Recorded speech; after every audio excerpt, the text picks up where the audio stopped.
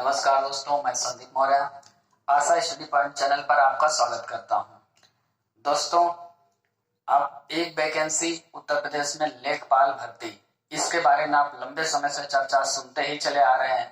तो देखिए, ऐसा है, अभी सरकार की तरफ से कोई सूचना नहीं है, लेकिन सरकार को क्या है, परीक्षाएं कराना है तो सरकार तो कभी भी करा देगी। सरकार 1 महीना 10 दिन 20 दिन में डेट निकालेगी और 1 हफ्ते पहले एडमिट कार्ड लॉन्च कर देगी, फॉर्म भरा देगी महीने भर में। ऐसी व्यवस्था होती है। लेकिन क्या आप 1 हफ्ते या 1 महीने में पढ़ लेंगे सब कुछ? बिल्कुल नहीं। तैयारी आपको पहले से बना के रखना है। और आप देख रहे हैं जो समय चल रहा है, ये थोड़ा कठिन समय चल रहा है, तो इस हाल में आपको बनाए रखना है। रेस से बाहर नहीं निकलना है, रेस में बने रहना है, क्योंकि रेस वही जीतता है जो बना रहेगा रेस में। आप समय देखकर, या फिर आप देख रहे हैं अभी तो बहुत लंबा समय है, बाद में मैं दौड़ लूंगा, थोड़ा रुक लेता हूं, तो रुकना नहीं है, दौड़ते रहना है, रेस में बने रहना है। क्योंकि जिस दिन आप रुके उस दिन आप खराब होने लगे, क्योंकि रुका हुआ इंसान, ठहरा हुआ पानी दोनों सड़ जाते हैं। तो चलिए, ये तो हो गई काम की बात। अब उसके अलावा जरूरी बात पे कर लें, जैसे लेखपाल के बारे में। तो ग्रामीण परिवेश सबसे पहला काम आता है लेखपाल के लिए, जो आपको बताया गया है, जैसे कि जीएस, रीजनिंग, हिंदी, मैथ, और मैथ में ही कुछ ग्रामीण परिवेश और जीएस में कुछ ग्रामीण परिवेश के भाग आते हैं, जिनमें मापन की इकाई, आपको मालूम है लेखपाल मतलब जमीन नापना। सबसे पहला काम तो यही है, जमीन का मापन। ग्रामीण स्तर पर या फिर पूरे क्षेत्रों पर जमीन का मापन। तो उसको मापने के लिए, किसी चीज की नाप लेने के लिए, मेजरमेंट लेने के लिए हमारे पास आंकड़े, मात्रक होने चाहिए। इंच, फुट, वर्ग, सेंटीमीटर, मिलीमीटर, ये वो, किलोमीटर, इस तरीके के बहुत से मात्रक होते हैं। तो आज की वीडियो पर उन मात्रकों पर चर्चा करते हैं। तो पहले हम देखेंगे कि जमीन मापने में कितने प्रकार के मात्रकों का प्रयोग होता है। एक मात्रक से दूसरे मात्रक, यानी एक यूनिट से दूसरे यूनिट में जाने पर मात्रक कितनी बदलती है, गुणा करके, भाग करके, ऐसे ऐसे अलग अलग तरीकों से निकालते हैं। यहाँ जो सिस्टम है, हम इसे मैथ जैसे पढ़ेंगे, न कि मैथ पढ़ेंगे। मैथ्स में क्या होता है, यानी कि गणित में प्रैक्टिस, आप सवाल लगाइए, बने रहिए। यहाँ क्या है, आंकड़े तो आपको याद करने होंगे। जैसे मैथ में भी आप फॉर्मूले याद करते हैं, कोई शॉर्ट ट्रिक का एक सूत्र आपको दिया जाता है, उसे तो आपको याद करना ही पड़ता है। उसी तरह इस आंकड़ों को याद करना पड़ेगा। तो आज का वीडियो हमारा होगा कि सबसे पहले हम ये देखेंगे कि जमीनी माप के लिए छोटी से बढ़ती हुई बड़ी इकाइयां क्या क्या है, मात्रक क्या क्या है, जिनमें हम जमीन को नापते हैं। उसके बाद हम देखेंगे कि एक यूनिट से दूसरे यूनिट में जाने पर मात्रा कितनी बढ़ रही है, कितनी घट रही है। इसके बाद हम देखेंगे उत्तर प्रदेश में, यानी कि अब हम उत्तर प्रदेश लेखपाल पढ़ रहे हैं, तो हमें उत्तर प्रदेश में देखना होगा कि कौन से मात्रक मान्य है और किसकी कितनी कितनी एवरेज, यानी कि उनका औसत या मात्रा कितनी होती है, एक यूनिट से दूसरे यूनिट में जाने पर कितना परिवर्तन होता है। तो चलिए, ज्यादा समय न लेते हुए शुरू करते हैं। और आज से ग्रामीण परिवेश का ये पहला वीडियो होगा, जो कि मैथ जैसा, न कि मैथ, ध्यान दीजिएगा, इसे आपको याद करना होगा। और याद करने का आसान तरीका, आपको क्या करना है, इसे वीडियो एक बार देखा, 2-4 दिन में एक बार फिर रिवीजन मार दिया, 2 बार 4 बार देख दिया, पेपर से पहले फिर देख दिया, आंकड़े आपको याद हो जाएंगे। और आप तुलना करिए, चीजों को तुलना करिए। आपने इंच में पढ़ा है, आपको मालूम है 12 इंच में 1 फीट होता है, तो 1 फीट में सेंटीमीटर भी तो होगा कुछ, कितना होता है, 30 सेंटीमीटर। ये 2 चीज बेसिक है जो आप बचपन से पढ़ते आ रहे हैं।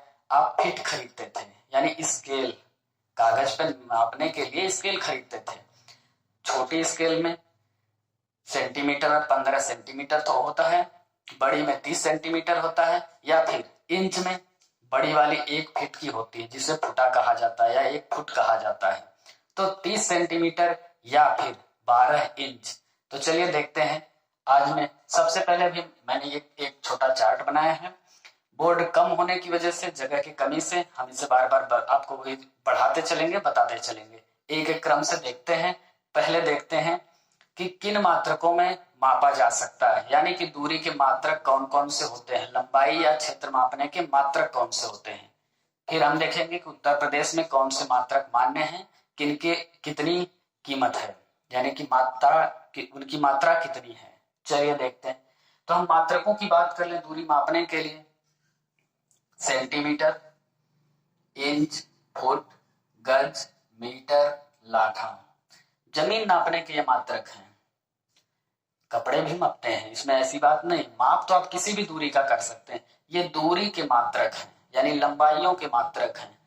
इसमें से सब आपको पता है, उम्मीद है सिर्फ कुछ लोग हैं जो लाठा नहीं जानते होंगे, बाकी सब जानते होंगे। तो लाठा क्या होता है देखिएगा, 99 इंच। 99 इंच का मतलब हो गया, अब आप फुट में निकालिए इसे, तो 12 × 96। ठीक, 12 इंच से आप भाग देंगे तो 96 आ जाएगा। 8 फुट आपको मिलेगा और 3 इंच मिलेगा। 8 फुट 3 इंच मिलेगा लाठा में। मीटर में, 1 मीटर में 100 सेंटीमीटर होता है। एक बार हम आपको मैथ के क्लास में आपको पढ़ाया गया होगा, मीटर की पूरी इकाई किलो, हेक्टो, डेका, मीटर, फिर डेसी, सेंटी, मिली, यानी सबसे छोटी इकाई मिलीमीटर से सबसे बड़ी इकाई किलोमीटर तक होती है। अगर ऐसा है, अगर आपको नहीं पता है तो आप कमेंट में बताइएगा, ये मानक या ये पैमाना भी मैं आपको पढ़ा दूंगा। चलिए, तो अभी हम बात कर लेते हैं सेंटीमीटर। आपको पता है इंच, फुट, गज, मीटर और लाठा, ये हो गए दूरी मापने के मात्रक। नेक्स्ट, क्षेत्रफल मापने की बात हम कर लेते हैं। उत्तर प्रदेश में कुछ शब्द प्रयोग होते हैं क्षेत्रफल मापने के लिए। विश्वासी क्या होता है आप नहीं जानते, अभी आपको बताया जाएगा कि इसका मात्रा यानी इसकी कीमत कितनी होती है। कीमत मतलब रुपयों में नहीं, आंकड़ों में। फिर कचवासी, उनवासी, ये शब्द ग्रामीण परिवेश में मापन में काम किए जाते हैं। ज्यादातर लेखपाल ही जानेंगे या फिर उस क्षेत्र से जुड़े लोग जानेंगे, लेकिन आपको पढ़ना जरूरी है क्योंकि सवाल आपको यहां से जरूर बनेंगे। तो शब्द देखिएगा, विश्वासी, कचवासी, उनवासी, बिस्सा। मुझे उम्मीद नहीं, भरोसा है कि लगभग 99% वीडियो देख रहे बच्चों को बिस्सा तो पता ही होगा, सबको पता होगा, क्योंकि हम आप ग्रामीण परिवेश के निवासी हैं तो इसलिए तो हमें पता ही है। जो शहरी लोग हैं उन्हें भी मोस्टली, कोई भी शहर में बसा व्यक्ति कभी ना कभी गांव से जरूर जुड़ा है। कोई तो रिश्तेदार होगा जो गांव में रहता होगा, उसको बिस्सा पता ही होगा। तो चलिए, बिस्सा हो गया। कच्चा बीघा, पक्का बीघा, एकड़, एयर, हेक्टेयर, ये माप जमीन मापने के होते हैं। इनकी कीमत यानी कि इनके अर्थात कितने हैं आंकड़ों में अभी हम डिटेल में देखेंगे। देखिए, शब्द जरूरी इसलिए है, सभी शब्दों को बताया कि कई बार कॉमन जीएस के तौर पर भी प्रयोग हो सकते हैं कि कचवासी किस मापन की इकाई है या फिर है क्या, कचवासी क्या होता है। तो कचवासी क्या है आपको पता चल गया, दूरी या क्षेत्रफल मापने की इकाई है, यानी कि मात्रक है, भूमि क्षेत्रफल की मात्रक है। चलिए देख लेते हैं, कुछ छोटे पैमानों पर नजर डालते हैं एक बार। 1 गज 3 फीट। आपको पता है जमीनें धुआंधार बिकती हैं वर्गज के हिसाब से, तो वर्गज, और आजकल तो स्क्वायर फीट भी चल चुका है। तो हम गज और फीट में सिस्टम देखते हैं। जैसे आपने देखा कि 100 वर्गज जमीन ले लिया, किसी का 150 वर्गज जमीन ले लिया, ठीक है भाई, ले लिया। गज आपको नहीं मालूम है, आपको समझ में नहीं आ रहा है, क्या करेंगे आप, 1 गज बराबर 3 फुट, तो 3 फीट से आप क्या करेंगे, गुणा करेंगे। गुणा करके आप वहां से मात्रक निकालेंगे और आप उसे समझ लेंगे कि कितने स्क्वायर फीट बन रही है, ये जमीन फीट में कितनी हो रही है। तो 1 गज बराबर 3 फीट, 1 फीट बराबर 12 इंच, जो कि मैंने अभी आपको बताया और आपको भी पता है, बार बार बचपन से प्रयोग करते आ रहे हैं। इंच और फीट का तो प्रयोग आप बचपन से करते आ ही रहे हैं। मानव की लंबाई भी फुट और इंच में 5 फुट, 6 इंच, 6 फुट, 4 फुट ऐसे नापी जाती है। तो इंच और फुट तो आपके लिए आसान है, उसी तरह सब आसान है। फर्क इतना है कि इसका प्रयोग आपने बार बार किया है, दूसरी चीजों का कम बार किया है या फिर नहीं किया है, लेकिन आपको पढ़ना जरूरी है ना। तो चलिए आगे देखते हैं। 1 मीटर, 1 मीटर में 100 सेंटीमीटर होता है। अब देखिएगा, इकाई जो भी होगी, 1 गज बराबर 3 फीट, तो 3 फीट बराबर 1 गज भी होगा, क्योंकि यू नो दैट, आपको पता है बायां पक्ष बराबर दायां पक्ष, LHS बराबर RHS। तो जब बराबर है तो 1 गज बराबर 3 फीट, तो 3 फीट बराबर 1 गज भी है। फीट से गज निकालना और गज से फीट निकालना दोनों आप कर सकते हैं। चलिए, 1 मीटर में 100 सेंटीमीटर, या फिर इंच में बात कर लें तो 39.37 इंच, यानी 39.37 इंच। इसको 37 नहीं कहेंगे, दशमलव के बाद यूनिट सिंगल हो जाती है, इसलिए 37 कहेंगे। तो 39.37 इंच, ये हो गया 1 मीटर का पैमाना। पैमाना। नेक्स्ट देखें, एक गज। एक गज में 36 इंच, एक गज में 36 इंच। अब बात 36 इंच की जैसे ही आती है, इंच की बात करें आप तो जैसे 56 इंच का सीना आप बार बार सुन रहे लंबे समय से, तो यहाँ भी 36 इंच है। और आप एक 36 का आंकड़ा भी सुनते आ रहे होंगे बार बार। जो नहीं जानते हैं वो पता करेंगे कि 36 का आंकड़ा क्या होता है। जिनको पता है वो समझ गए होंगे। चलिए, तो 36 इंच की बात करें हम तो क्या हो गया, 12 12 12, यानी कि 3 फीट। एक गज बराबर 36 इंच या 3 फीट, जो कि आपके सामने 3 फीट लिखा है। एक गज बराबर 3 फीट, आपने यहाँ पढ़ा 3 फीट। और इंच में बात करें तो 3 फीट यानी कि 12 या 36। तो आप यहां से इन आंकड़ों को निकाल सकते हैं। चलिए, उसके बाद बात करते हैं एक इंच में सेंटीमीटर। एक इंच में सेंटीमीटर कितने होंगे, तो एक इंच में 2.54 इंच सेंटीमीटर। 2.54 सेंटीमीटर एक इंच में होते हैं, लगभग 2.5। एक इंच बराबर लगभग 2.5 सेंटीमीटर। लेकिन 2.54 परफेक्ट आंकड़ा है। दशमलव के बाद एक अंक के बाद 2 अंक, 3 अंक, 5 अंक कोई मतलब नहीं रखता है, एक अंक मायने रखता है, तो इसलिए 2.5 के पास रखते हैं। चलिए, आपने फिजिक्स में या फिर मैथ में सार्थक अंक भी पढ़े होंगे, तो सार्थक अंकों का भी कुछ ऐसा ही नियम है कि दशमलव के बाद एक फिक्स यूनिट के बाद कोई मतलब नहीं होता है। आगे देखते हैं एक गज। एक गज बराबर 0.9144 मीटर। एक गज बराबर 0.9144 मीटर। कैसे निकालेंगे, एक गज बराबर इंच लिखा है और एक गज बराबर फीट लिखा है। इंच, फीट और मीटर।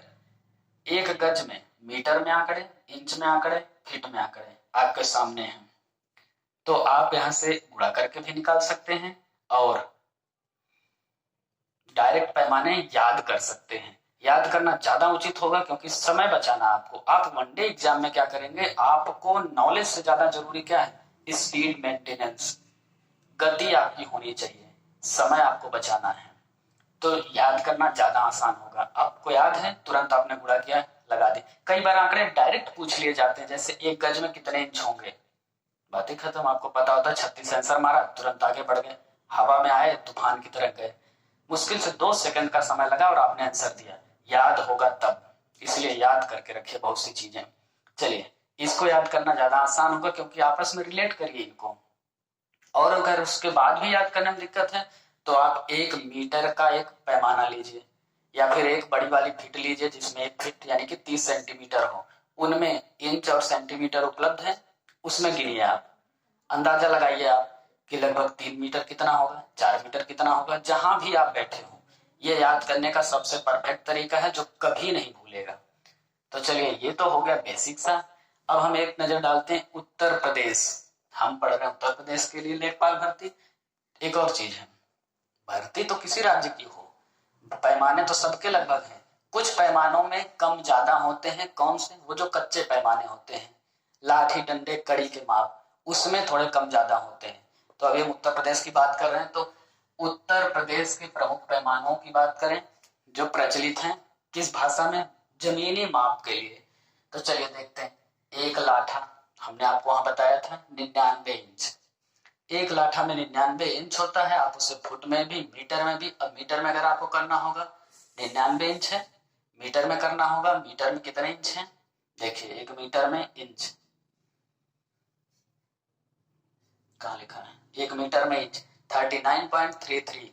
तो आप इससे भी निकाल सकते हैं। एक लाठा लिखा है, एक लाठा में 99 इंच है, यहां से आप फीट में निकाल सकते हैं। 8 फीट 3 इंच बचेगा, यानी कि 8 फीट 3 इंच निकाल सकते हैं। आप कोई भी एक इकाई उठाइए, उसे सेंटीमीटर में, इंच में, मीटर में, वर्ग में, फुट में, गज में, सब में लिख डालिए, समझ आ जाएगा। एक निकाल लेंगे आप, सब याद हो जाएगा।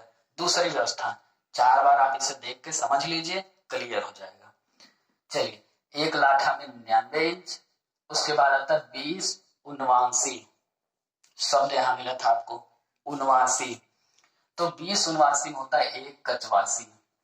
इस शब्द को याद करिए, 20 उनवासी में 1 कचवासी होता है, फिर 20 कचवासी में 1 विश्वासी होता है। 20 कचवासी में एक विश्वासी होता है जो 1 वर्ग लाठा के बराबर है, यानी 1 लाठा लंबाई 1 लाठा चौड़ाई। वर्ग का मतलब हो गया लंबाई गुणे चौड़ाई, आपको मालूम है। तो वर्ग अब यहां से क्या करेंगे, 79 का लाठा से निकाल सकते हैं। 20 कचवासी में एक विश्वासी है बराबर 1 वर्ग लाठा है, यानी 1 लाठा बराबर 1 वर्ग लाठा बराबर 1 विश्वासी। यहाँ 20 से गुणा करेंगे कचवासी आएगा, फिर 20 से गुणा करेंगे 79 आ जाएगा। तो यहां से आप निकाल सकते हैं कि 1 79 बराबर 20 गुणे 20 वर्ग लाठा हो जाएगा। चलिए ये आपका काम है, आप ऐसे निकाल के चेक करेंगे। आगे देखते हैं 20 विश्वासी। 20 विश्वासी में एक विश्वा होता है, यानी एक विश्वा होता है। आगे देखेंगे 1361 वर्ग फीट, 1361 वर्ग फीट, 1361 वर्ग फीट, इसे याद करेंगे। यानी कि स्क्वायर फीट हो गया, लंबाई इंटू चौड़ाई, यानी कि लंबाई चौड़ाई बराबर, वर्ग फीट की बात आ गई। तो एक विश्वासी में एक विश्वा होता है, फीट में बात करेंगे तो 1361 हो जाएगा। फिर आगे देखते हैं 20 विश्वा। भारत अपने उत्तर प्रदेश में एक पक्का बीघा यानी कि परफेक्ट बीघा 20 विश्वा का एक बीघा होता है। कच्चा विश्वा भी होता है, उसको भी अभी दिखाएंगे, बताएंगे इसके बाद। चलिए तो 20 विश्वा में एक बीघा हो जाएगा। वर्ग गज की बात करें तो 3025 वर्ग गज, यानी कि गज इंटू गज, लंबाई चौड़ाई गुणा करके क्षेत्रफल की बात चल रही है जैसे कि बराबर पर। तो 3025 वर्ग गज बराबर 20 विश्वा या फिर एक बीघा। नेक्स्ट देखते हैं एक गज इलाही, इंपॉर्टेंट शब्द है। यहाँ आपको क्या करना, आंकड़े याद करने से ज्यादा जरूरी है कि आप इन शब्दों को समझ जाएं। याद करने से भी ज्यादा जरूरी है कि आपको यह पता चल जाए कि ये शब्द यानी इन शब्दों का प्रयोग कहाँ होता है, ये है क्या। तो देखिए गज से तो आपको पता ही चल गया, दूरी की बात हो रही। तो एक गज इलाही उत्तर प्रदेश के भूमि मापन के पैमाने हैं। तो एक गज इलाही में 33 इंच होता है, यानी 33 इंच। एक इलाही गज जो भी होता है उसमें 33 इंच। आगे फिर हम देखेंगे 66 गज इलाही। 66 गज इलाही में 55 गज होता है। यहाँ देखिएगा गज इलाही है और गज दोनों अलग अलग पैमाने हैं। जैसे कच्चा पक्का बीघा अलग अलग है, वैसे ही गज और गज इलाही दो अलग चीजें हैं। तो 55 गज। आगे एक बीघा देखें हम, एक बीघा में 60 इंटू 60 यानी 3600 वर्ग गज इलाही। 60 की लंबाई 60 की चौड़ाई होनी चाहिए, जो कि बराबर है, तो लंबाई चौड़ाई की बात ही नहीं हो गई, दोनों भुजाओं की बात हो गई। स्क्वायर बना तो 60 इंटू 60 वर्ग गज या फिर 3600 वर्ग गज। एक बीघा बराबर 3600 वर्ग गज। अब देखिए एक बीघा में आपको पता है 20 विश्वा, यहाँ लिखा है 20 विश्वा। एक बीघा में 20 विश्वा है, एक बीघा में 3600 वर्ग गज है। यहाँ से आप वर्गज और विश्वा का भी पैमाना निकाल सकते हैं। सब घूम कर आपको वही मिलेगा, लेकिन समझना है आपको। अगर आपने समझ लिया तो और आसान हो जाएगा। लेकिन अगर आप समझ नहीं पा रहे हैं या फिर आर्ट साइड के स्टूडेंट हैं, आमतौर पर बहुत से बच्चे को शिकायत ये है, सर हमने मैथ तो पढ़ा नहीं, बहुत ज्यादा कैलकुलेशन भी हम नहीं कर पाते। तो भाई याद करने की चीजें है ना, जीएस जैसी बहुत सी चीजें याद करनी होती हैं, आप तुरंत याद करिए। और याद कैसे होगा, रट्टा मत मारिए बच्चों की तरह। एक बार इनको देखा, एक कोई भी मापन लीजिए, हमने आपको बताया 1 फुट की एक फीट ले लीजिए जिसमें 30 सेंटीमीटर हो, मतलब 30 सेंटीमीटर बने हो, यानी 1 फुट बना हो, उसे ले लीजिए। या फिर 1 मीटर का कोई पैमाना लीजिए, जहां फीट मीटर आ रहा है उतना अंदाजा लगाइए। जहां भी आप बैठे हो, कमरों में, क्लास में, मेज बेंच, आपके आसपास तखत बेड कुछ भी होगा ना, आप उससे अंदाजा लगाइए कि कितना होगा। आप अपने घर की खिड़की से सीधा देखिए कि कितना विश्वा बीघा कितनी दूरी तक जा सकता है। देखने पैसा नहीं लगता है, अंदाजा लगाइए। आप अपने घर से अपने स्कूल की दूरी का अंदाजा लगाइए, अपने सेंटर्स की दूरी का अंदाजा लगाइए। इससे आप जानेंगे। आपके पास बाइक है, बाइक के अगले पहिए से आप देखते हैं स्पीडोमीटर, मीटर में दूरी लिखी जाती है। जब आप कभी घर से निकल रहे हो एक बार मीटर देखिए, जाकर आप अपने गंतव्य यानी मंजिल पर पहुंच के एक बार मीटर देखिए, आपको ये पता चल जाएगा कितनी दूरी आप चले। फिर आप दूसरी बार जब उस रास्ते से गुजरिए तो उसे ध्यान दीजिए। ऐसे पैमाने याद करिए, कभी भूलेगा नहीं। पढ़ाई जैसा कुछ इसमें है नहीं, समझ लेना है। तो ये बनाया गया नहीं है, इसको पढ़ना नहीं, समझ लेना है। चलिए एक बीघा में कितना हो गया 3600 वर्ग गज इलाही। फिर 1 बीघा बराबर, अब हम वर्ग गज की बात करें तो 55 गुणे 55 यानी कि 30-25 वर्ग गज। ये गज है और ये गज इलाही है। दो शब्दों पर ध्यान देना है, गज और गज इलाही। इनके अंतर कहाँ है? यहाँ देखिएगा, 66-55 यहां से निकलते हैं, क्योंकि ये वर्ग में है इसलिए यहां अंतर बनेगा। नेक्स्ट देखते हैं, ये तो हो गया टोटल उत्तर प्रदेश के पैमाने। अब देखते हैं हम कच्चा बीघा। पहले कच्चा बीघा देखेंगे, फिर पक्के बीघे में देख लेंगे आंकड़ों के लिए। तो कच्चे बीघे की बात कर ले हम। एक कच्चा बीघा कितना होता है? 1008 वर्ग गज। 1008 वर्ग गज। ये तो हो गया गज में, लंबाई इंटू चौड़ाई। एक कच्चा बीघा, और एक कच्चा बीघा बराबर अगर बिस्वा की बात करें तो 6.67 बिस्वा होता है। एक पक्के बीघे की बात करें हम तो कितना था? अभी आपने देखा 20 बिस्वा। एक पक्के बीघे में 20 होता है और कच्चे में लगभग 6.5 यानी 6.67। इतना अंतर है, इसलिए कंफ्यूज बिल्कुल नहीं होना है, ध्यान देना आपको। आगे देखें हम वर्ग मीटर में बात कर लें। एक कच्चा बीघा तो 843 वर्ग मीटर। 843 843 वर्ग मीटर कच्चा बीघा। आगे देखें, एक कच्चे बीघे में 0.2085 एकड़ है। अब ये 5 अंकों में लिखा है, इसका मतलब नहीं 5 अंक याद करने हैं, लगभग 20, दशमलव के बाद 2 जीरो यानी कि 0.20 के आसपास। अब अगर इनको सार्थक अंकों में करेंगे तो 0.21 हो जाएगा, 21। तो आपको मिलता जुलता ऑप्शन देखना, और अगर परफेक्ट यही आंसर रखा तो फिर तो बिल्कुल बल्ले है आपकी, परफेक्ट आंसर मिल जाएगा। तो एक कच्चा बीघा होता है 0.2085 एकड़। आगे बात करें एक कच्चे बीघे में हेक्टेयर की। दूरी के पैमाने देखिए, गज, फिर उससे बड़ा बिस्सा, उससे बड़ा वर्ग मीटर, उससे बड़ा एकड़, उससे बड़ा हेक्टेयर। एक क्रम चल रहा है। अब ये बिस्सा यहाँ होना चाहिए अगर उस क्रम की बात करें आप। ये नहीं कि बिस्से से बड़ा वर्ग गज होता है, कंफ्यूज नहीं होना है। चलिए, तो हेक्टेयर की बात कर लें 0.0843 हेक्टेयर। और छोटे बड़े से तो आपको मतलब ही नहीं है ना, आपको तो आंकड़े पता है। आप गुणा कराइए और उसी यूनिट में पहुंच जाइए, भाग कराइए बड़ी यूनिट में जाइए, गुणा करा के छोटी यूनिट में चले जाएंगे आप। तो ये हो गया आपका तरीका। एक कच्चा बीघा में होता है 0.0843 हेक्टेयर। तो उम्मीद है ये बात पसंद आई, आपको समझ में आई। कोई प्रॉब्लम है तो आप कमेंट में बताइए। इसके बाद अभी हम थोड़े और देखते हैं, कुछ और आंकड़ों को देखते हैं। चलिए, तब तक मैं साफ करता हूं इसे।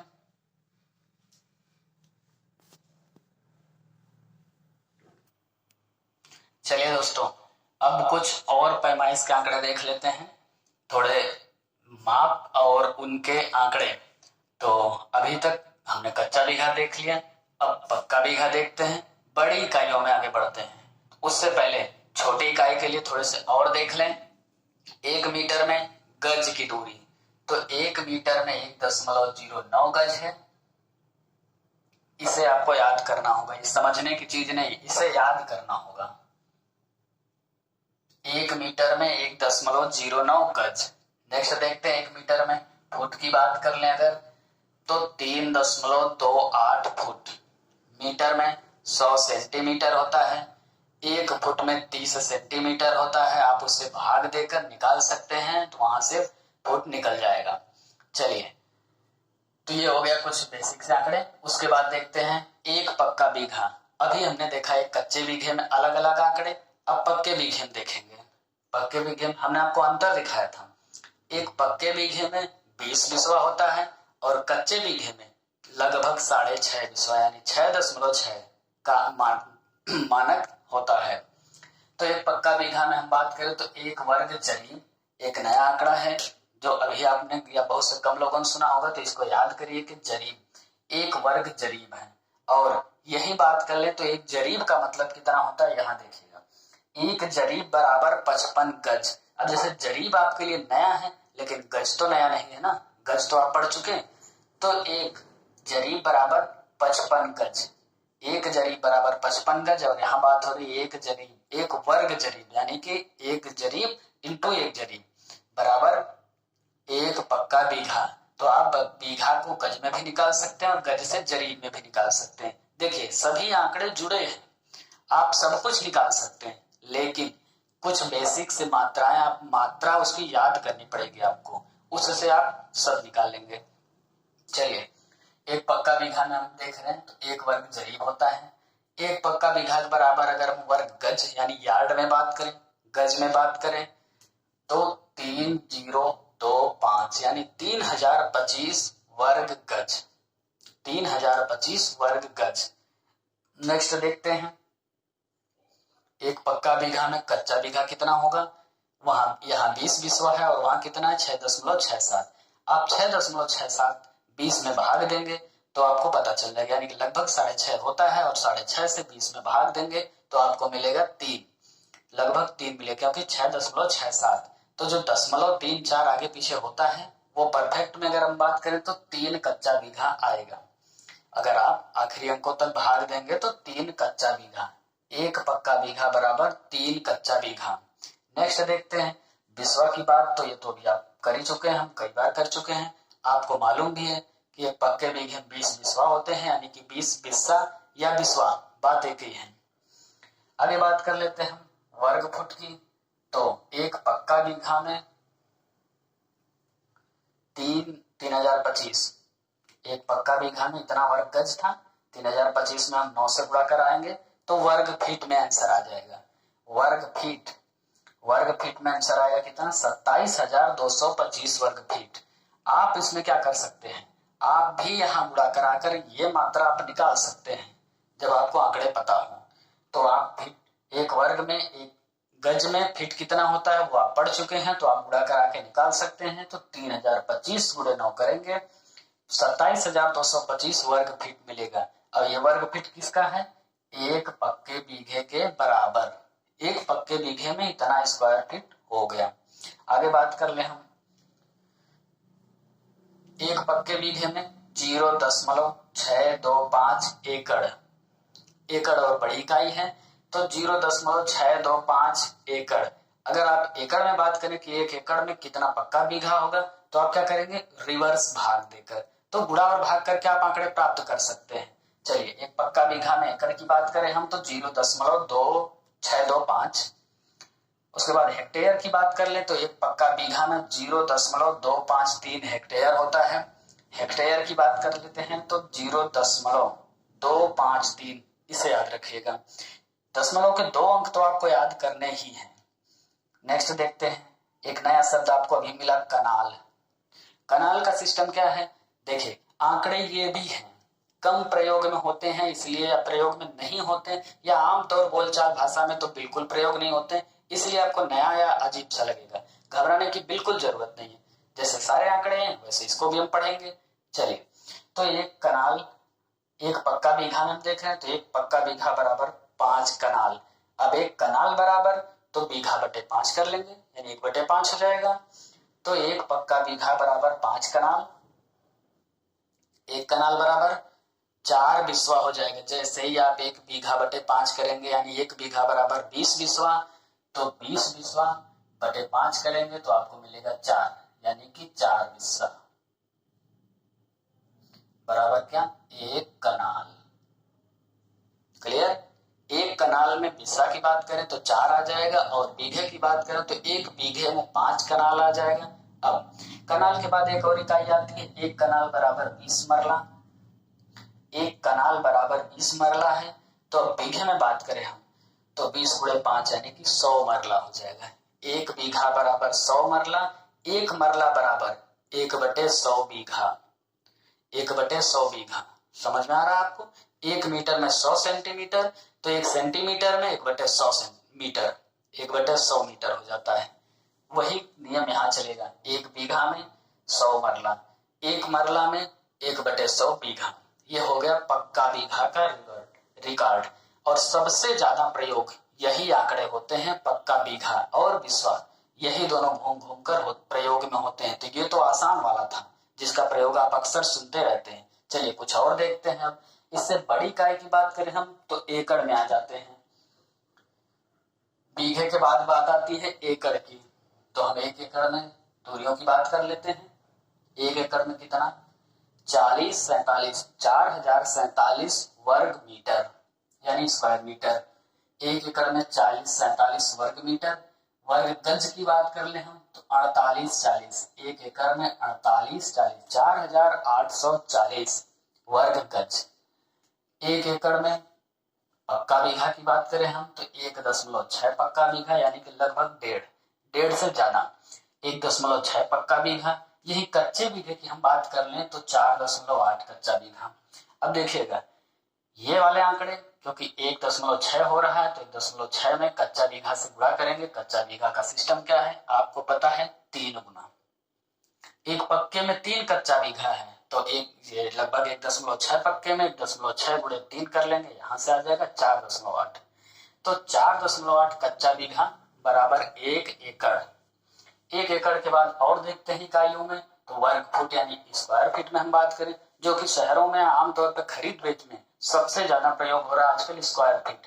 1 फीट 1 इंच की जमीनें बिक रही है 1 फीट में, तो फीट की बात हम कर लेते हैं तो सबसे ज्यादा यूज होता है वर्ग फीट यानी स्क्वायर फीट। 43,560 43,560 वर्ग फुट होता है। ये बड़ा आंकड़ा है, कैसे हो गया तो भाई देखिए मीटर फुट आपको पता है 100 सेंटीमीटर होता है, 1 मीटर होता है, 30 सेंटीमीटर होता है, 1 फीट होता है। तो आप यहां से फुट का मीटर से निकाल सकते हैं, मीटर को सेंटीमीटर में करेंगे वहां फुट यानी कि 30 से भाग दे लेंगे तो सेंटीमीटर में 30 से भाग देने के बाद आपको क्या मिलता है, फुट मिलता है। चलिए तो 43,560। नेक्स्ट देखते हैं 1 एकड़ में 8 कनाल। कनाल शब्द यहाँ मिला था आपको इसलिए कनाल पे ज्यादा फिर से एक्सप्लेन नहीं करके आपको याद करना है, समझना है। 1 एकड़ में कितना 8 कनाल है। दूसरे तरीके से भी आप कनाल निकाल सकते हैं, कैसे, जबकि एक पक्का बीघा में 5 कनाल था, अब इसका गुणे 5, इतना पक्का बीघा है तो इसका गुणे 5 कर लेंगे आपको मिल जाएगा 8। चलिए आगे बढ़े। 1 एकड़ में 160 मरला। एक और चीज है, इन सब चीजों में गुणा करने में अगर 0.12 ऊपर नीचे होता है तो ये लगभग वाले आंकड़े याद करने होते हैं, उसमें आपको घबराने की या कंफ्यूजन की जरूरत बिल्कुल नहीं है। मोस्टली तो क्लियर है, ज्यादातर क्लियर है। उसके बाद क्या होता है, जैसे यहाँ 7 आ गया, आगे बड़ी संख्या आ गई, उसे सार्थक अंकों में करने के लिए बढ़ाकर रख लिया जाता है, ऐसा सिस्टम है। चलिए तो देखा आपने 1 एकड़ में 160 मरला। नेक्स्ट देखते हैं 1 एकड़ में 0.4047 यानी कि 0.4047 हेक्टेयर। ये 4 अंकों तक है। अगर इसमें से 1-2 अंक कम ज्यादा होते हैं तो यहाँ 4 की बजाय 5 या इस 4 की जगह 5 हो सकता है। कंफ्यूज बिल्कुल नहीं होना है, मात्रा वही पहुंचेगी, लगभग उतने ही मात्रा रहेगी, क्वांटिटी नहीं अंतर होता है, तो इसलिए घबराने की बिल्कुल जरूरत नहीं। दशमलव के बाद 2 अंक तक बहुत इंपॉर्टेंट है, उसके बाद के हल्के होते हैं। उसके बाद के सिस्टम सार्थक अंकों में 1 अंक कम या ज्यादा कर दिया जाता है। सार्थक अंकों का सिस्टम क्या है थोड़ा सा मैं आपको बता देता हूँ, वो तो फिजिक्स और मैथ का सिस्टम है। फिर भी दशमलव के बाद जब 5 होता है, 5 से बड़ी संख्या हो, आगे बढ़ रहा हो तो 1 बढ़ा लिया जाता है, यही नियम है। चलिए आगे देख लेते हैं कुछ छोटी इकाइयों में, जैसे 1 हाथ। ये आमतौर पर बोलचाल की भाषा में सबसे ज्यादा प्रयुक्त होने वाली भाषा है। अब धीरे धीरे फीट और इंच में आ गया, नहीं तो पहले 1 हाथ 2 हाथ की बात होती थी, बित्ता भर की बात होती थी। बित्ता मतलब ये हाथ का माप, 1 हाथ मतलब लगभग एक कोहनी से हाथ तक की माप, ये अलग अलग मापे हैं। तो चलिए 1 हाथ में आधा गज होता है, यानी 1/2 गज, आधा गज। यहां से आप इंच में निकालेंगे तो 18 इंच आपको मिलेगा। तो 18 इंच यानी 1 फीट से थोड़ा ज्यादा, यानी 1.5 फीट हो गया। 1.5 फीट या 18 इंच या आधा गज बराबर 1 हाथ। आगे देखते हैं 1 गट्ठा। 1 गट्ठा का प्रयोग, गट्ठा का भी प्रयोग और हाथ का प्रयोग आम बोलचाल में ग्रामीण परिवेश में बहुत ज्यादा प्रयोग होता है। तो हम देखते हैं 1 गट्ठा में 5.5 हाथ आएगा। 5.5 हाथ, या फिर इंच में बात करें तो 18 का 5.5 से गुणा कर देंगे, आप इंच में पा जाएंगे। फीट में बात करेंगे तो 1.5 से इसमें गुणा कर देंगे तो फीट में पा जाएंगे, आपकी मर्जी है। चलिए देख लेते हैं। 1 गट्ठा में इतने हाथ 2.75 गज यानी कि 3.25 गज। 2.75 मतलब 3.25 हो गया, तो 3.25 गज, इसे आप 3.25 भी कह सकते हैं। या फिर इंच में हम बात कर लें तो इंच में इस तरह गुणा करा के यहाँ से निकाल सकते हैं, 99 इंच आ जाएगा। 99 इंच जैसे ही आ जाता है, आपको पता है 99 इंच बराबर एक लाठा भी होता है, और एक लाठा बराबर होता है 8 फीट 3 इंच। 99 इंच का मतलब वही 8 फीट 3 इंच, यानी कि 12 × 96 बचा 3 इंच। 8 फीट 3 इंच ये हो गया एक गट्ठा बराबर 99 इंच। एक जरीब बराबर 55 गज, जो कि भी जरीब का जब चर्चा जरीब की हुई थी तो हमने आपको बताया था। तो दोस्तों ये भी कुछ और इम्पोर्टेंट से आंकड़े थे, थोड़े और बच जाते हैं, तो चलिए मैं उनको भी आपको दिखा देता हूं। चलिए दोस्तों कुछ और आंकड़े देख लेते हैं पैमाइश के। अभी तक हमने भूमि पैमाइश के बहुत से आंकड़े देख लिए, थोड़े और देखते हैं। चलिए जैसे अब बात करें हेक्टेयर की, तो एक हेक्टेयर में अलग अलग इकाइयों में मापक या उसकी मात्रा कितनी होती है। एक हेक्टेयर में एकड़ की बात करें तो 2.4711। अब एक और चीज है, यहाँ अगर एक नहीं लिखा है तो 2.47 एकड़ भी रह जाता है, इसमें कोई दिक्कत नहीं, आपको बता चुका हूँ कई बार, घबराने की बिल्कुल जरूरत है। दशमलव के बाद 1-2 अंक चलते हैं। हो गया एकड़, तो एक हेक्टेयर में 2.47 एकड़। बीघा की बात करें हम एक हेक्टेयर में तो 3.95 बीघा। 3.95 लगभग 4 बीघा पहुंच रहा है, तो एक हेक्टेयर में 4 बीघा के आसपास है, लेकिन आप लगाएंगे क्या 3.9 नहीं है तो लगभग 4 ऑप्शन में होगा, तो आप कर सकते हैं। आगे बात करें एक हेक्टेयर में गज की, तो 11,960 गज। आप गुणा से भी इसे निकाल सकते हैं कि एक हेक्टेयर में 11,960 गज होते हैं। आगे हम बढ़े एक हेक्टेयर में तो वर्ग मीटर यानी स्क्वायर मीटर की बात करें तो 10,000 वर्ग मीटर होता है। कई बार आपके मैथ में सवाल मिलते होंगे, मीटर में इकाइयां दे दी, खेत का क्षेत्रफल पूछ रहा होता है, बाद में कह देता है हेक्टेयर में दीजिए, या फिर हेक्टेयर में सवाल देकर कह देता है कि आंसर मीटर में दीजिए। वहां आपको इसकी बहुत जरूरत पड़ती है, और अंधे झोंके में लोग कई बार 1,000 कर देते हैं, कोई 100 से गुणा करता है। क्लियर कर लीजिए कि 10,000 लिखना है, और 10,000 का मतलब क्या है, 10 की घात 3। तो चाहे 10 की घात 3 करिए, चाहे 10,000 लिखिए, बात हुई है। तो एक हेक्टेयर में 10,000 वर्ग मीटर। नेक्स्ट देखते हैं एक हेक्टेयर में 10,7639 वर्ग फुट। 1,07,639 वर्ग फुट। आप याद कैसे करेंगे, 10,7639 वर्ग फुट यानी स्क्वायर फीट। एक हेक्टेयर में स्क्वायर फीट इतना होता है। नेक्स्ट, इसे याद करने के लिए क्या है, आपको बीघे के हिसाब से, ये बीघा लिखा है, बीघे में स्क्वायर फीट आपको याद है, आप गुणा करा सकते हैं, तब भी आंसर निकल आएगा। नेक्स्ट देखते हैं एक हेक्टेयर में, अच्छा हेक्टेयर के मात्रक यहाँ तक खत्म हुए, तो एक हेक्टेयर में वर्ग फुट आपने देख लिया 10,7639। अब देखते हैं एक एयर में 100 वर्ग मीटर होता है, यानी कि एक एयर बराबर 100 वर्ग मीटर, तो एक वर्ग मीटर बराबर 1/100 एयर। ये 100 यहाँ के भाग में हो जाएगा, जो कि आपको पता है पहले से। चलिए, तो ये हो गया एक एयर बराबर 100 वर्ग मीटर। नेक्स्ट देखते हैं एक हेक्टेयर में 100 एयर होता है। एक हेक्टेयर में 100 एयर, या फिर एक एयर में 1/100 हेक्टेयर। एकड़ में बात कर ले तो एक हेक्टेयर बराबर 2.47 एकड़, जो कि यही लिखा है 2.47 एकड़। 7 के बाद चाहे आप लिखिए चाहे ना लिखिए, उसके बारे में कई बार बात हुई है, तो लगभग में आंसर यही होते हैं, दशमलव के 2 अंकों तक इंपॉर्टेंट होता है। तो ये तो हो गया दोस्तों पैमाने का मात्रक और इकाइयां। अब तक लगभग हम 50 पैमाने पढ़ चुके। अब देखते हैं कि अब जबकि हम ग्रामीण परिवेश पढ़ रहे हैं, तो परिवेश में प्रयोग होने वाले कुछ शब्द या शब्दावली जिनका प्रयोग लगभग होता ही रहता है और अक्सर होता है। आप कभी कचहरी में जाएंगे, जमीनी खरीद बेच के काम में जाएंगे, या फिर आप लेखपाल के यहाँ जाते हैं, तो आपको ये शब्द सुनने को मिलेंगे। तो आज हम देखते हैं उन शब्दों का मतलब क्या होता है, उन शब्दों का फुल फॉर्म, ऐसे आप कह सकते हैं जैसे फुल फॉर्म, यानी कि आपके समझने लायक भाषा क्या होती है। चलिए, तो पहला शब्द आ जाता है जैसे आबादी। आबादी गांव का वो बसा हुआ क्षेत्र है जिस क्षेत्र पर ग्रामीण या जनता रह रही होगी, जहां उनके निवास स्थान है, तो ये क्षेत्र आबादी कहलाएगा, यानी बसा हुआ क्षेत्र। आबादी आप न्यूज़पेपर में या फिर समाचारों में लगातार सुनते आ रहे हैं, आबादी जनसंख्या को भी कहा जाता है, तो बात वही हो गई। गांव का बसा हुआ क्षेत्र आबादी कहलाएगा। आगे देखते हैं मौजा क्या होता है। मौजा ग्राम या गांव को ही मौजा कहा जाता है। जैसे आपसे पूछा गया आपके गांव का नाम क्या है, मान लीजिए रामपुर है, तो आपका मौजा क्या है, तो वही है मौजा या ग्राम, गांव एक ही चीज होता है। आगे देखते हैं हद बस्त शब्द, ध्यान से देखिएगा। हद बस्त, हद बस्त शब्द का प्रयोग कहाँ होता है वो आपको वहां मिलेगा। शब्द ये लिखा तहसील में। जब आप जाएंगे तहसील में, तो तहसील में गांव का सिलसिलेवार नंबर या सिलसिलेवार क्रमवार नंबर हदबस्त कहलाता है।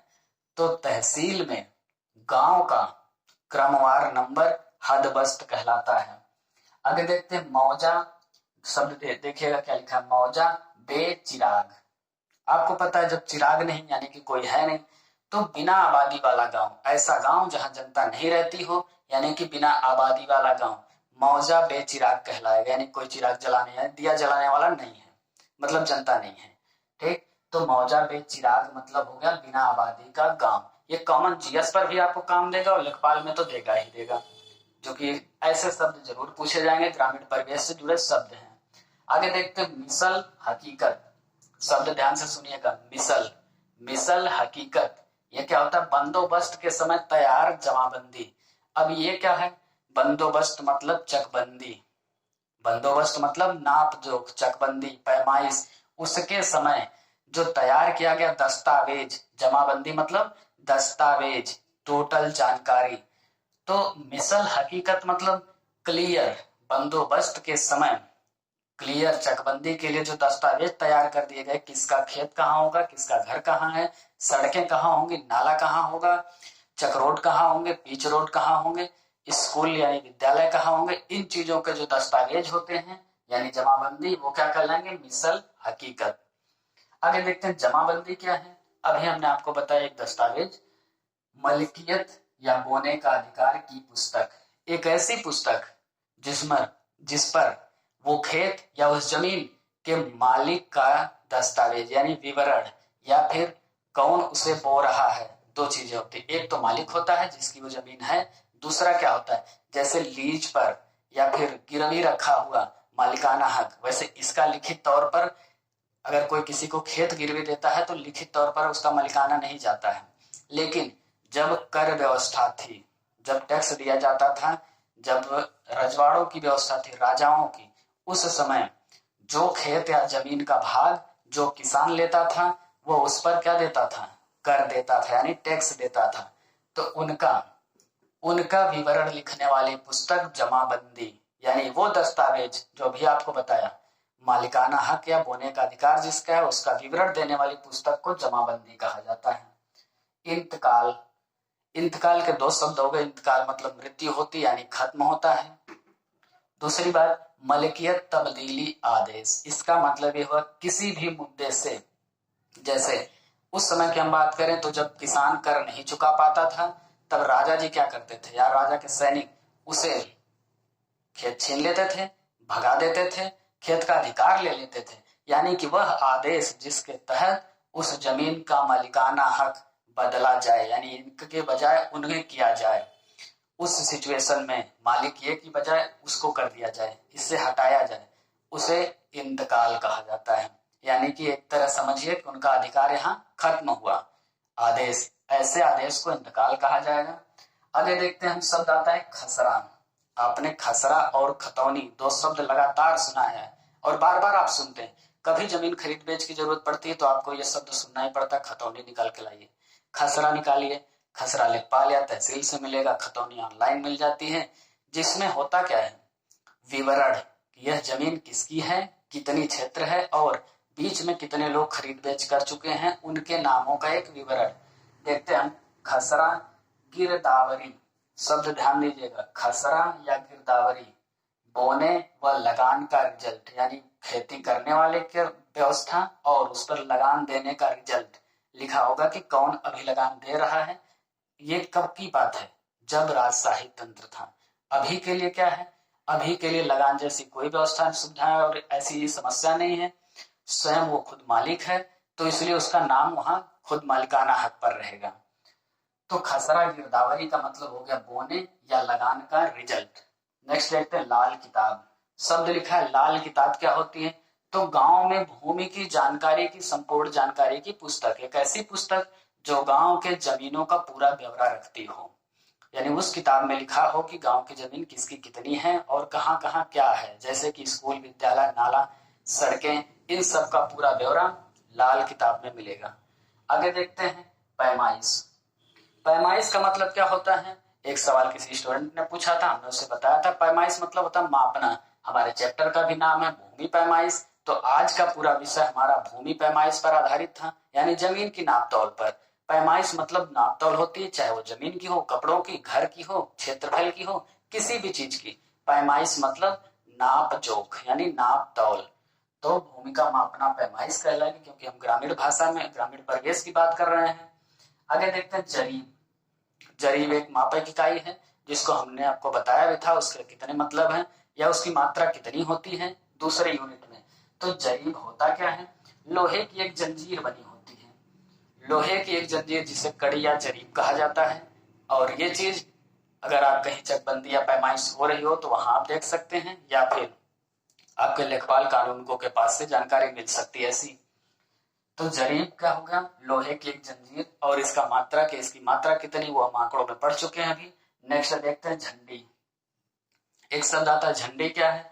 एक जगह से दूसरी जगह तक की सीधी लाइन बनाने के लिए एक 12 फुट का बांस लगाया जाता है जिसे झंडी कहा जाता है। 12 फुट का बांस लगाया जाएगा लाइन को सीधी देखने के लिए, जिसे क्या कहा जाएगा? झंडी। इसे बताने का मकसद सिर्फ ये है कि पेपर में इनसे जुड़े क्वेश्चन आए तो आपसे बच के ना जाए, क्योंकि ये मोस्टली बहुत से लोग ध्यान नहीं देते या थोड़ी सी गलती में गलत हो जाता है। और ये 1 नंबर इतना आसान है कि अगर आपने इसे समझ लिया, याद तो करना नहीं, सबसे पहले इसको याद तो करना नहीं, कोई भी व्यक्ति याद करना ही नहीं है। आप शब्द सुनिए और उसे देखिए। भैया गांव अगर आपने नहीं देखा, अगर आप गांव वाले नहीं हैं, शहर वाले हैं, तो कोई तो होगा गांव का नाते रिश्तेदार, उसके हिसाब से देखिए। तो इसमें कुछ याद नहीं करना, सब समझ लेना, कभी नहीं भूलेगा। तो झंडी में क्या हो गया? सीधी लाइन के लिए एक 12 फुट का लगा हुआ बांस। नेक्स्ट देखते हैं फरेरा। शब्द आता है एक फरेरा। क्या होता है? फरेरा उसी बांस पर, जो झंडी का बांस है उसी बांस पर लगने वाले लाल, पीले या लाल या रंगीन कपड़े, रंगीन कपड़े जो बांस पर लगाए जाते हैं सीधी लाइन देखने के लिए, वह उसे शब्द, उस कपड़े को क्या कहते हैं? फरेरा।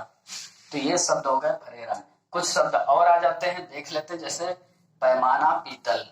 पैमाना पीतल क्या होता है? कागज पर नक्शा बनाने के लिए, कागज पर नक्शा बनाने के लिए 1 इंच की पीतल की एक वस्तु, यानी 1 इंच की माप बताने वाला 1 इंच पीतल का बना हुआ, पीतल धातु से बना हुआ क्या कहलाएगा? पैमाना पीतल। उसकी माप कितनी? 1 इंच। तो अगर आपसे पूछ दे पैमाना पीतल कितने इकाई के बराबर है, तो 1 इंच के बराबर है। यहाँ से 2 क्वेश्चन मिलते हैं आपको। आगे एक शब्द आता है सुए। देखिएगा, सुए। सुए शब्द का मतलब 1 फुट की सरिया। 1 फुट की सरिया का नाम सुए होता है चकबंदी भाषा में। नेक्स्ट देखते हैं हम मुसावी। मुसावी शब्द का मतलब क्या है? मोटे कागज पर खेत की सीमा का नक्शा, यानी कि खेतों की सीमा बनाने का एक मोटे कागज पर नक्शा जो होता है उसे मुसावी कहते हैं। सुए 1 फुट की सरिया। तो ये थे कुछ इंपॉर्टेंट 10, 12, 20, 22 के क्रम में शब्द जो प्रयोग किए जाते हैं भूमि पैमाइश में। और पैमाइश में प्रयोग होने वाली लगभग सारी इकाइयां, सारे पैमाने हमने आपको बता दिए। मुझे उम्मीद है कि इतने पैमाने आपने इसके पहले नहीं देखे होंगे, लेकिन कोई बात नहीं, अब देखिए। अब वक्त आ गया कि वो सब देखिए जो आपको परीक्षा से रोक रहा है, क्योंकि इस बार रुकना नहीं है, चलना है, आगे बढ़ना है, पहुंचना है। तो दोस्तों आज का वीडियो यहीं समाप्त करते हैं। अगर आप चैनल पर नए हैं तो चैनल को सब्सक्राइब कीजिए, अपने दोस्त मित्रों को, तैयारी कर रहे सभी मित्रों को शेयर कीजिए। और इस चैनल पर अब लगातार ग्रामीण परिवेश सब्जेक्ट भी शुरू हो गया, 4-5 विषय लगातार चल रहे हैं। तो हमारी उम्मीद और हमारी कोशिश होगी कि लगातार आपको आसान से आसान भाषा में आसानी समझने लायक और परीक्षा की दृष्टि से सारे महत्वपूर्ण तथ्यों तक हम आपको पहुंचाएं। तो यही रखते हैं, धन्यवाद।